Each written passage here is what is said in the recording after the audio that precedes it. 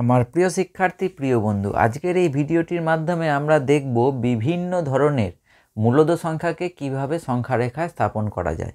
বিভিন্ন ধরনের মূলদ সংখ্যাকে সংখ্যা রেখায় স্থাপন এই বিষয়টি তোমরা ক্লাস 9-এর বাস্তব সংখ্যা অর্থাৎ প্রথম অধ্যায়ে পাবে। এর আগের একটি ভিডিওতে আমরা দেখেছি যে বিভিন্ন ধরনের অমূলদ সংখ্যাকে কিভাবে সংখ্যা রেখায় স্থাপন করা হয়। সেই ভিডিওটির লিঙ্ক এই ভিডিওর ডেসক্রিপশন বক্সে দিয়ে রাখবো, সেখান থেকে গিয়ে তোমরা দেখে নিতে পারবে। এখন আমরা বাস্তব সংখ্যা অর্থাৎ কোষে দেখি 1.3-এর 8-এর দাগের এবং 9-এর দাগের অঙ্কগুলি করব। তো চলো বন্ধুরা, শুরু করা যাক আজকের এই ভিডিওটি। প্রথমেই আমরা 8-এর দাগের 1-এর অঙ্কটি করব, অর্থাৎ 5.762কে সংখ্যা রেখায় স্থাপন করব। 8-এর দাগের 1-এর অঙ্কটি, 8-এর দাগের 1-এর অঙ্কটি বলছে বন্ধুরা যে 5.762 এই সংখ্যাটিকে সংখ্যা রেখায় স্থাপন করতে হবে। তার জন্য কি করতে হবে বন্ধুরা, প্রথমেই আমাকে স্কেলের সাহায্যে প্রথমে একটি সরলরেখা টেনে নিতে হবে। তো তার জন্য কি করছি, প্রথমেই স্কেলের সাহায্যে একটি সরলরেখা আমরা টেনে নিচ্ছি। স্কেলের সাহায্যে একটি সরলরেখা টেনে নিলাম। এরপর এখানে আমাকে স্কেলটাকে একটু নামিয়ে রেখাটির ওপরে আমাকে দাগ দিতে হবে। প্রথমে এইখানে শেষ প্রান্তটা 1-এ বসিয়েছি, তারপর 2-এ একটি দাগ দিলাম, তারপর 3-এ একটি দাগ দিলাম বন্ধুরা, তারপর 4-এ, এভাবে আমি দাগগুলো এই সরলরেখাটির ওপর বসিয়ে নিলাম। অবশ্যই এই দাগগুলো কি হচ্ছে না, সমান দূরত্ব বিশিষ্ট হচ্ছে। বেশ, এই দাগগুলি প্রথমে আমরা কি করলাম, টেনে নিলাম। যেহেতু এটি একটি সরলরেখা, তাহলে উভয় পাশে কি দিয়ে দিলাম, আমি অ্যারো দিয়ে দিলাম। এখন এই দাগগুলোকে আরেকটু স্পষ্ট করে নিলাম। এখানে এখানে এখানে প্রত্যেকটা দাগ আমি কি করলাম, একটু স্পষ্ট করে নিলাম। বেশ, এভাবে প্রত্যেকটা দাগ আমরা কি করলাম, স্পষ্ট করে নিলাম। এখানে একটি আমি বিন্দুটিকে চিহ্নিত করলাম, কত, 1, তারপরে 2, তারপর 3, তারপর 4, 5, 6, 7, 8, 9, এদিকে এভাবে চলবে। আর 1-এর এ পাশে অর্থাৎ বাঁ পাশে 0 হবে, 0-র বাঁ পাশে কত হবে, -1, -2, এভাবে চলবে। এখন সংখ্যাটি যদি 5 হতো, তাহলে আমি সহজেই এই 5-এ বিন্দুটাকে বসিয়ে আমি গোল করে চিহ্নিত করে দিতে পারতাম। যেহেতু এখানে সংখ্যাটি 5.762, তাহলে অবশ্যই করে সংখ্যাটি 5 ও 6 এই দুটি রেখাংশের মাঝে কোনো একটা জায়গায় থাকবে।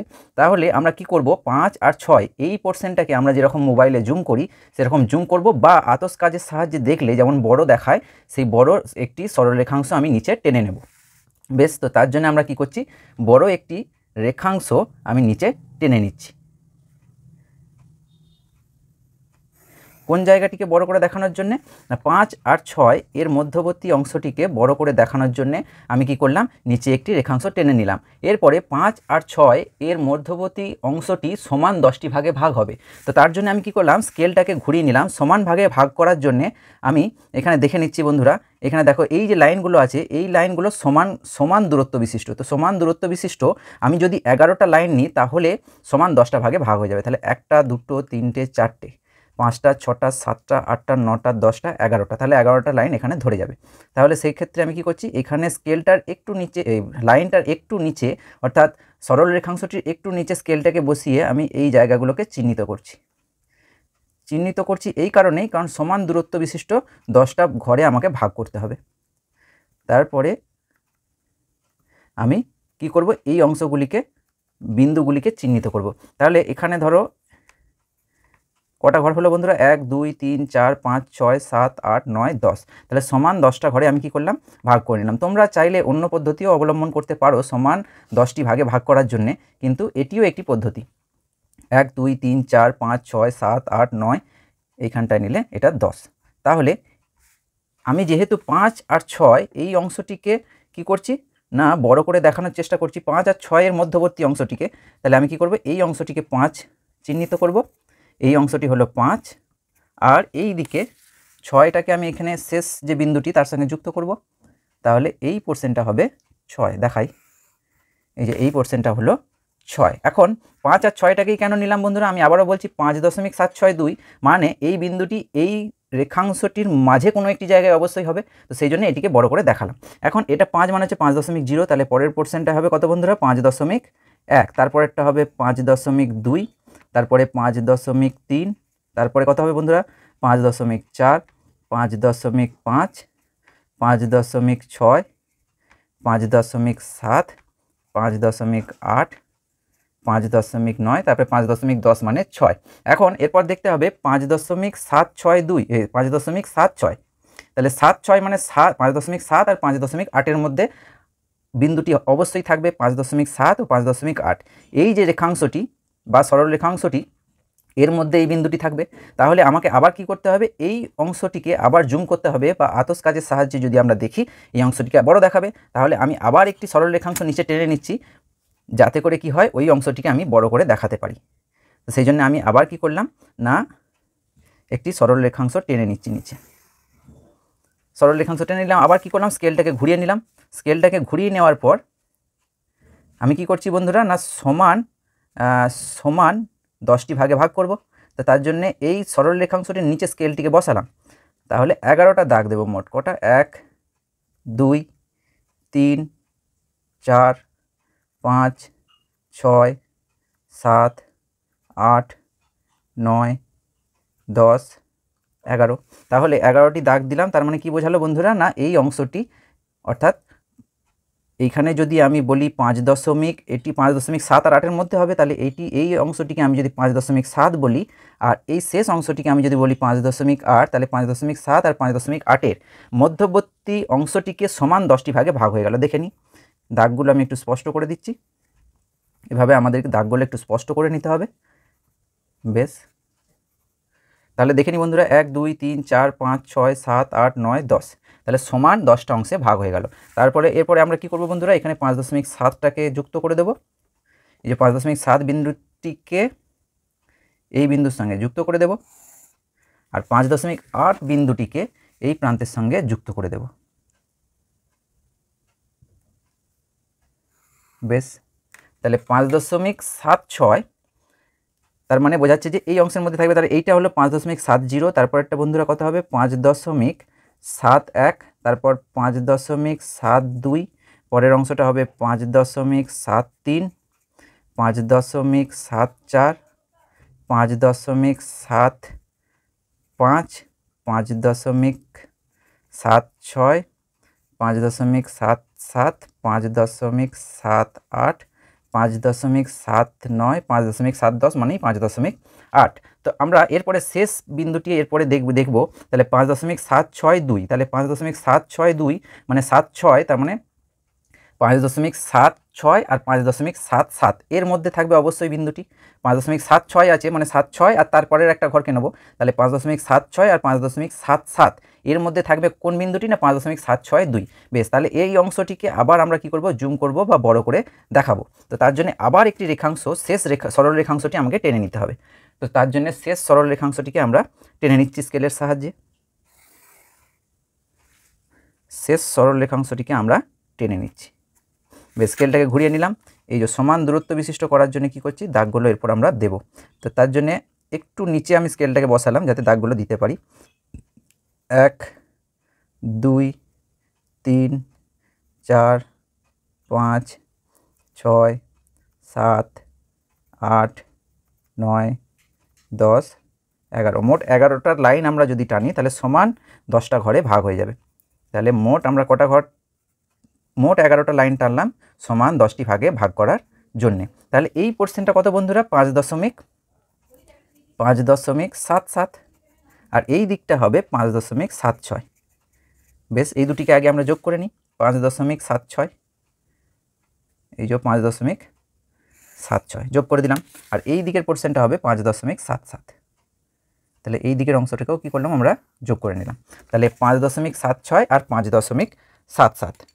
এখন 5.76 মানে 5.760, তাহলে তারপরের পোর্শনটি হবে 5.761, তারপরেরটা আমি ওপরে লিখছি 5.762, তারপরটা নিচে লিখছি। তারপরে এইটা হবে বন্ধুরা কত, এই বিন্দুটি 5.763, 5.764, 5.765, 5.766, 5.767, 5.768, 5.769, 5.710 মানে 5.77।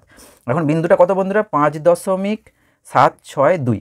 এই বিন্দুটিকে আমি সংখ্যা রেখায় স্থাপন করছি। দেখো বন্ধুরা, আমরা এবার বসাতে পারো 5.762, এই বিন্দুটি হচ্ছে 5.762। তাহলে এই বিন্দুটিকে আমরা পি দিয়ে চিহ্নিত করলাম। তাহলে আমরা দেখতে পাচ্ছি যে একটি বিন্দুকে সংখ্যা রেখায় স্থাপন করতে গেলে আমাকে এক ধাপ করে এগোতে হবে। তাহলে প্রথমে 5.762টাকে প্রথমে 5 সামথিং আছে, সেই জন্য 5 আর 6 মধ্যবর্তী হবে। তারপরে আমরা কত নিলাম 5.7, তার মানে 5.7 মানে 5.7 আর 5.8-এর মধ্যে হবে।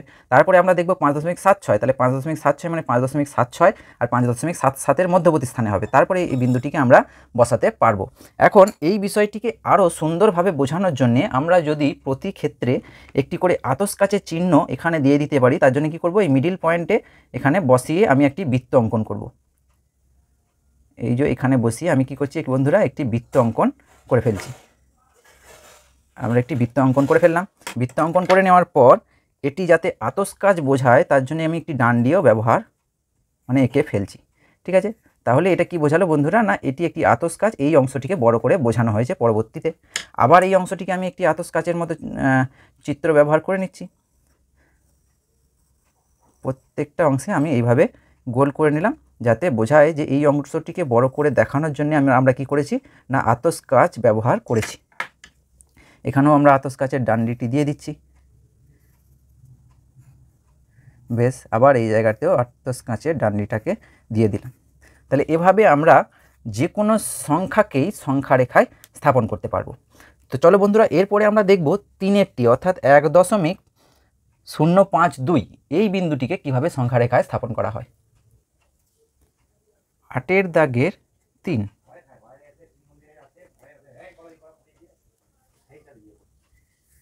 1.052 এই বিন্দুটিকে এবার আমরা সংখ্যা রেখায় স্থাপন করব। তার জন্য আগের মতন আমরা কি করব বন্ধুরা, না স্কেলের সাহায্যে প্রথমে একটি সরলরেখা আমরা টেনে নেব। তা স্কেলের সাহায্যে কি করছি, না একটি সরলরেখা আমরা প্রথমে টেনে নিচ্ছি। স্কেলের সাহায্যে কি করলাম বন্ধুরা, একটি সরলরেখা আমরা টেনে নিলাম। এই সরলরেখাটিকে আবার সমান দূরত্ব বিশিষ্ট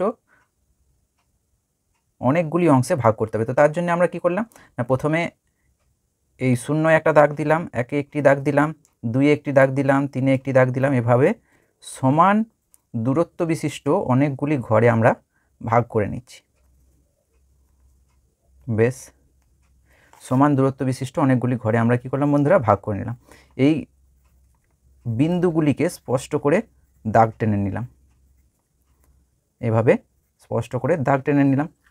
এরপর আমাদের করণীয় হচ্ছে, যদি বিন্দুটি এখন আমাকে কি করতে হবে, 1, 2 করে এখানে বিন্দুগুলিকে চিহ্নিত করতে হবে। এখানে ধরো বন্ধুরা দিলাম 1, এটা 2, 3, 4, 5, 6, তারপর 7, এইদিকে ধরো বন্ধুরা দিলাম কত, 1-এর বাঁ দিকে হচ্ছে 0, তারপরে আসবে -1, -2, -3, -4, -5, এভাবে চলবে। এখন বিন্দুটি যদি 1 হতো তাহলে আমরা সহজেই এই অংশটিকে চিহ্নিত করে দিতে পারতাম, কিন্তু যেহেতু 1.সামথিং অর্থাৎ 1.052 আছে, তাহলে এই সংখ্যাটি এই সরল রেখাংশের মধ্যবর্তী অংশে থাকবে। কত, না 1 আর 2-এর মাঝখানে থাকবে। তো তার জন্য কি করব, আমরা এই অংশটিকে বড় করে দেখাবো, অর্থাৎ মোবাইলে যেরকম আমরা জুম করি, আমি আগেও বলেছি মোবাইলে যেভাবে জুম করি সেইভাবে এই অংশটিকে বড় করে দেখাবো। তো তার জন্য আমরা প্রথমেই একটি সরল রেখাংশ নিচে একটি সরল রেখাংশ টেনে নিলাম।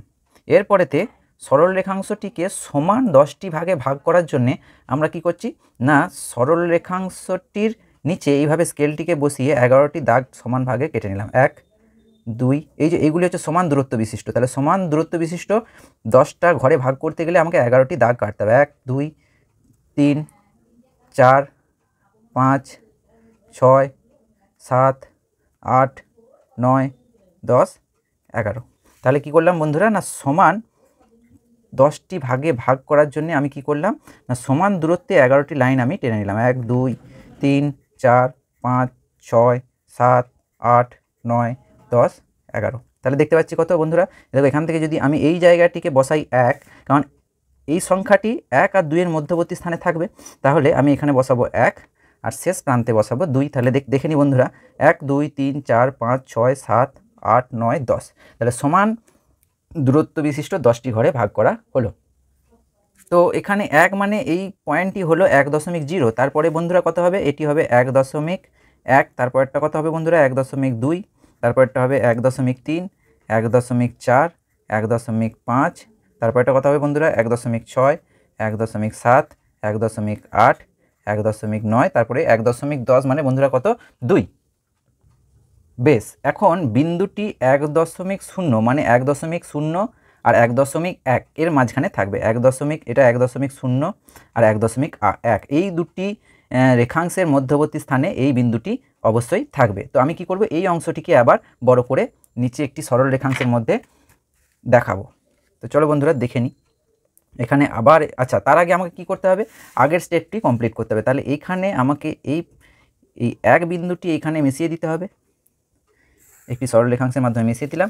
আর এই অংশটা কত বন্ধুরা 2, তাহলে 2টিকেও কী করতে হবে, আমাকে এই সরল রেখাংশের মাধ্যমে এইভাবে দেখাতে হবে। বেশ, তাহলে 1 আর 2 এর মধ্যবর্তী অংশটিকে আমাকে কি করা হয়েছে না বড় করে দেখানো হয়েছে। তো এরপর আমি এই যে বললাম 1.0 মানে 1.0 আর 1.1 এর মধ্যবর্তী অংশে এই বিন্দুটি থাকবে। তাহলে তার জন্য আবার একটি আমি সরল রেখাংশ নিচে টেনে নিচ্ছি। বেশ, আবার একটি সরল রেখাংশ আমি নিচে টেনে নিলাম। এবার টেনে নেওয়ার পর আমি কি করব, ওই যে বললাম স্কেলটিকে ঘুরিয়ে সমান 11টি দাগ আমরা টানবো, যাতে করে সমান 10টি ভাগে ভাগ করতে পারি। তাহলে 1টি, 2টি, 3টি, 4টি, 5, 6, 7, 8, 9, 10, 11। তাহলে 11টি দাগ দিলাম, মানে আমি সমান 10টি ভাগে ভাগ করে নিলাম ওই রেখাংশটিকে। কত থেকে কত বন্ধুরা, না 1.0 আর 1.1। তাহলে এই পোর্শনটা হচ্ছে 1.0 আর এই পোর্শনটা হচ্ছে 1.1। বেশ, তাহলে এই দুটিকে আমি আবার চিহ্নিত করি এইভাবে। তাহলে 1.0টাকে আমি এখানে নিয়েছি, তাহলে 1.0 আর 1.1টাকে বন্ধুরা কোথায় নিয়েছি, এই যে শেষ প্রান্তটাতে 1.1।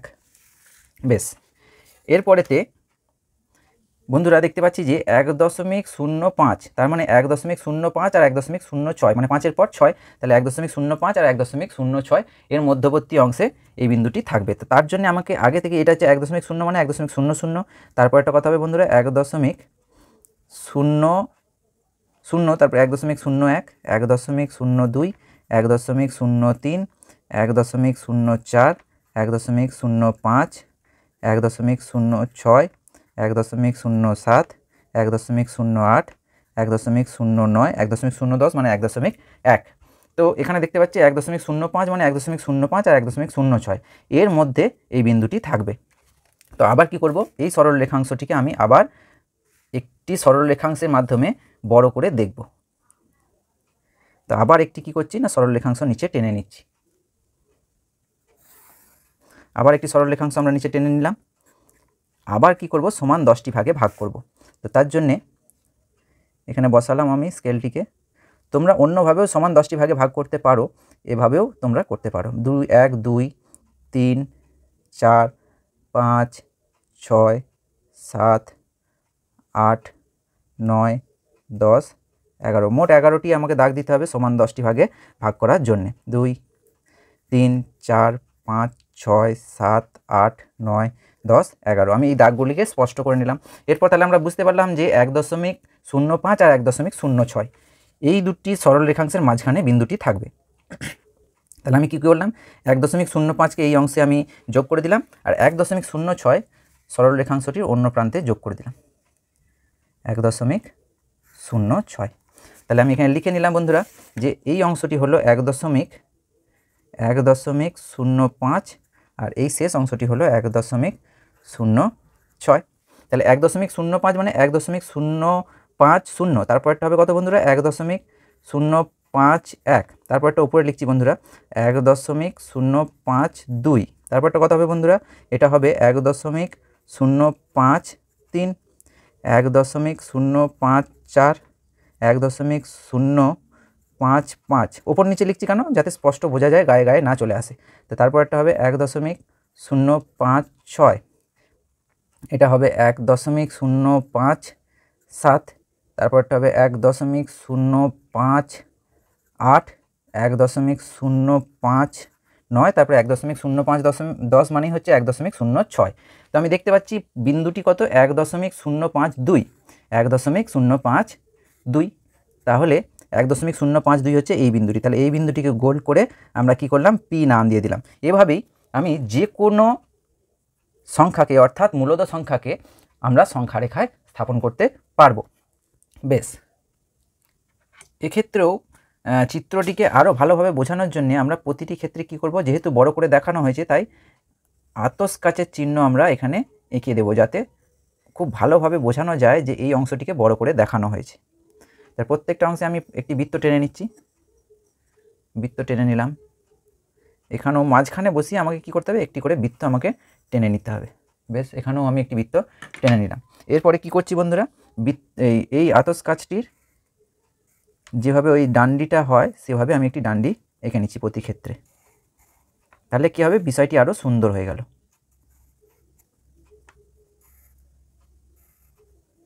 বেশ, এভাবে কি করলাম, প্রতিটি আতস কাচের একটি করে হাতলও আমরা টেনে নিলাম। তো এভাবেই 8 দাগের বাকি অঙ্কগুলি আমরা সহজেই করে নিতে পারবো। এখন কোনো ঋণাত্মক বিন্দুকে যদি আমরা সংখ্যা রেখায় স্থাপন করতে চাই তো সেটি কিভাবে করব সেটি সম্পর্কে আমরা জানব। তো চলো বন্ধুরা, ধরে নেওয়া যাক যে আমাকে এই বিন্দুটি আমাকে সংখ্যা রেখায় স্থাপন করতে হবে। কত বন্ধুরা, না -2.321 ধরে নেওয়া হলো যে এই বিন্দুটিকে আমাকে সংখ্যা রেখায় স্থাপন করতে হবে। পুরো একই পদ্ধতি অবলম্বন করব, শুধুমাত্র আমরা জিরোর, এই যে আগের ছবিটি যদি দেখায় যে জিরোর আমরা ডান দিকে পুরো বিষয়টা করছি না, ঋণাত্মক মানে জিরোর বাঁ দিক দিয়ে করব এখন। তো তার জন্য কি করব না, প্রথমেই একটি আমরা সরলরেখা টেনে নেব। তো প্রথমে আমরা একটি সরলরেখা টেনে নিচ্ছি। প্রথমে স্কেলের সাহায্যে আমরা কি করছি না, একটি সরলরেখা টেনে নিচ্ছি। বেশ, এই সরলরেখাটিকে আবার ওই আগের মতনই আমরা কি করব না, সমান দূরত্বে বেশ কয়েকটি বিন্দুকে আমরা চিহ্নিত করব। 1 2, প্রথমে 0 থেকে শুরু করলাম, প্রত্যেকটা ঘরকে আমি দাগ দিয়ে দিয়ে যাচ্ছি। তাহলে কি হচ্ছে না, প্রত্যেকটা ঘরই সমান দূরত্ব বিশিষ্ট হচ্ছে। আমরা এখানে এক ঘর করে নিচ্ছি, তো আমরা চাইলে যদি আমি চিত্রটাকে আরও বড় করে করতে চাই, আমরা চাইলে 2 ঘর অন্তরও নিতে পারি। বেশ, তাহলে আমরা কি করছি না, এইখানে ধরো বন্ধুরা এই অংশটিকে আমরা লিখে দিলাম 0, তারপরে ডান দিকগুলো কত হবে 1, তারপর একটা লিখলাম 2 3 4 5, এভাবে চলবে। আর এই দিকটা হবে -1 -2 -3 -4 -5, এভাবে চলবে। বেশ, যদি সংখ্যাটি -2 হতো অর্থাৎ বিন্দুটি -2 হতো তাহলে আমি এখানে বসিয়ে গোল করে দিতাম, কিন্তু এক্ষেত্রে আমরা দেখতে পাচ্ছি -2.321, তাহলে এক্ষেত্রে এই বিন্দুটি -2 এবং -3 মধ্যবর্তী জায়গায় থাকবে। তো তার জন্য আমরা আবার একটি সরল রেখাংশ টেনে নেব নিচে। কেন টেনে নেব বন্ধুরা, ওই অংশটিকে বড় করে দেখানোর জন্য। অর্থাৎ আমরা যেভাবে আগেও বলেছি যে এই অংশটিকে বড় করে দেখানোর জন্য আমরা মোবাইলে অর্থাৎ ফোনে যেমন জুম করি সেরকম বিষয়টি এখানে। তো এখানে আমরা আবার কি করব, সমান 10টি ভাগে ভাগ করব, তার জন্য 11টি লাইন আমাকে টেনে নিতে হবে। 1 2, এইগুলো হচ্ছে প্রত্যেকটা হচ্ছে সমান দূরত্ব বিশিষ্ট। তাহলে 3 4 5 6 7 8 9 10 11, তাহলে 11টি দাগ আমরা কেটে নিলাম। 11টি দাগ আমরা কেটে নিলাম। এখন এই শেষ পোর্শনটা কত হবে বন্ধুরা, -3, এই শেষ পোর্শনটি অর্থাৎ -2 ও -3 মধ্যবর্তী স্থানে যেহেতু বিন্দুটা থাকবে তাই -3টিকে এই শেষ পয়েন্টে যোগ করব আর -2টিকে এই দিকের শেষ পয়েন্টে যোগ করব। যোগ করে দিলাম। বেশ, তো এখন এই দিকটা হবে -2, এই যে এইখানটা হবে -2 এবং এই দিকটা হবে -3। এখানে একটি বিষয় আমাকে খেয়াল রাখতে হবে যে যেহেতু এটি ঋণাত্মক দিকে করছি তো আমাকে এই -2 থেকে এই দিকে এগিয়ে গিয়ে আসতে হবে, অর্থাৎ আমার খাতার ডান দিক থেকে বাঁ দিকে আসতে হবে। তো তারপরে -2, তাহলে তারপরের পয়েন্ট হবে -2.1, তারপর এটা -2.0, তারপরটা হবে -2.1, তারপরটা হবে -2.2, তারপরটা কত হবে বন্ধুরা -2.3, এটা হবে -2.4, তারপরটা কত হবে বন্ধুরা -2.5, -2.6, -2.7, -2.8, -2.9, 9, তারপরটা হবে -2.10 মানেই -3। এখন আমরা দেখতে পাচ্ছি -2.3, তার মানে -2.3 এবং -2.4, -2.3 এবং -2.4 এই অংশটির মধ্যে এই বিন্দুটি থাকবে, অর্থাৎ এই গোটা টোটাল বিন্দুটি এই দুটি অংশের মধ্যে, অর্থাৎ এই সরল রেখাংশটির মধ্যে থাকবে। তো এই অংশটিকে আমরা আবার কি করব, স্কেলের সাহায্যে বড় করে দেখাবো। তো আমরা কি করছি, আবার নিচে একটি সরল রেখাংশ আমরা টেনে নিচ্ছি, আবার নিচে একটি সরল রেখাংশ টেনে নিলাম। সরল রেখাংশটিকে সমান 10টি ভাগে ভাগ করার জন্যে এখানে স্কেলটিকে উল্টে দিয়ে বসালাম এবং 11টি ভাগে আগের মতনই ভাগ করব। 1 2 3 4 5 6 7 8 9 10 11, তাহলে 11টি ভাগে ভাগ করলাম। এবার এগুলিকে একটু স্পষ্ট করে নিচ্ছি, প্রত্যেকটা বিন্দুকে আমরা স্পষ্ট করে নিলাম একটু।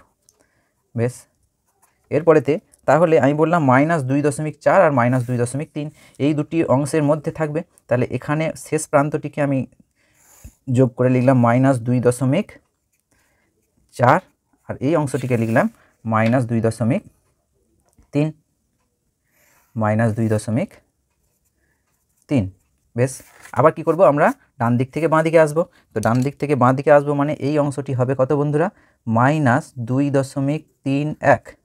তারপরটা কত হবে বন্ধুরা, -2.32, -2.33, -2.34, -2.35, তারপরে কত হবে বন্ধুরা, -2.36, -2.37, -2.38, -2.39, -2.10 মানে 2.4। বেশ, এখন আমরা দেখতে পাচ্ছি -2.32 মানে -2.32 আর -2.33 এই অংশটির মধ্যে এই প্রদত্ত বিন্দুটি থাকবে। বেশ, তাহলে এই অংশটিকে আবার আমরা কি করব, একটু বড় করে দেখাবো। তো তার জন্য আবার আমরা একটি সরল রেখাংশ নিচে টেনে নিচ্ছি। একই রকমভাবে আমরা কি করব, সরল রেখাংশটিকে সমান 10টি ভাগে ভাগ করে নেব। তার জন্য আমরা স্কেলটিকে বসিয়ে আগের মতন একই নিয়ম আমরা একটি মনোযোগ সহকারে করলেই সহজেই পেরে যাব। 1 2 3 4 5 6 7 8 9 10 11, কটি ভাগে ভাগ করব বন্ধুরা, মোট 11টি ভাগে। বেশ, 11টি ভাগে ভাগ করার পর আমরা এই শেষ অংশটিকে কত লিখব, -2.33। এই শেষ অংশটিকে এখানে যোগ করে দিয়ে লিখব -2.33। আচ্ছা, আর এই দিকের অংশটিকে লিখব কত, -2.32। বেশ, তাহলে এখানটায় লিখছি -2.33 আর এই দিকের অংশটিকে লিখলাম -2.32। বেশ, তাহলে এখন আমাদের করণীয় কি না, এইগুলিকেও চিহ্নিত করব। তাহলে এইটা হবে -2.330, তাহলে 320, এটা হচ্ছে -2.32, এটা 0, -2.321। তারপরটা ওপরে লিখছি -2.322, তারপরটা হবে কত বন্ধুরা, -2.323, -2.324, -2.325, তারপরটা কত হবে বন্ধুরা, -2.326, নেক্সট -2.327, -2.328, -2.329, -2.310 মানে 2.33। এখন বিন্দুটা আমি দেখতে পাচ্ছি -2.321, তাহলে এই বিন্দুটি কোথায় আমরা দেখতে পাচ্ছি বন্ধুরা, এই যে -2.321, তাহলে এই বিন্দুটিকে গোল করে দিয়ে আমরা P দিয়ে চিহ্নিত করে দিলাম। এভাবে ঋণাত্মক যে কোনো বিন্দুকেও আমরা কি করতে পারি, সহজেই সংখ্যা রেখায় স্থাপন করতে পারি। আবারও বলি বন্ধুরা, এখানে যেহেতু এই প্রত্যেকটা পোর্শন বড় করে দেখানো হয়েছে, তো কি করব, আমরা প্রত্যেকটা পোর্শন একটি করে বৃত্ত টেনে আমরা বোঝানোর চেষ্টা করব যে এই অংশটিকে আতস কাজ রেখে বড় করা হয়েছে। একদম মাঝখান বরাবর বসিয়ে একটি করে বৃত্ত টানব প্রতি ক্ষেত্রে।